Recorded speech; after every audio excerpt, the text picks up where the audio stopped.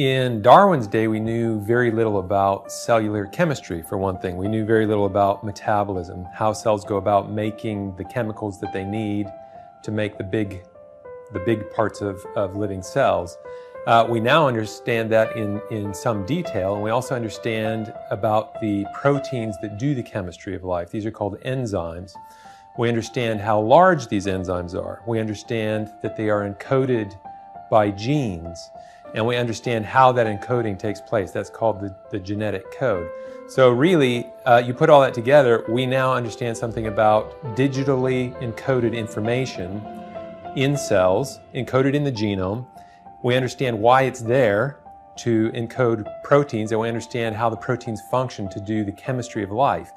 And we also have the ability to measure, to some degree, how much information is there. If you put all that together, we now see something that looks very much like human designs, where we use digitally encoded information to accomplish things, and we know that it's impossible to get information on that scale through a chance process that Darwinism employed.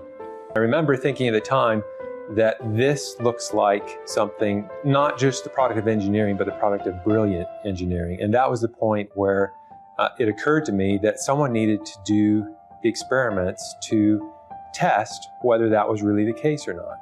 It's strange how your preconceptions really color the way you process data, and some people just went along with what they were taught, and I never tended to do that. I was always questioning what I was taught, including Darwinism. If you believe that everything was cobbled together through random processes, then there would be a lot of junk. There would be the residue of cobbling sitting there, and that's why people jumped to this junk DNA hypothesis. They found out that a very small fraction of the genome actually encodes proteins. That was the one aspect of genomes that we understood well, is that they encode proteins, so they assumed all the rest of it is junk.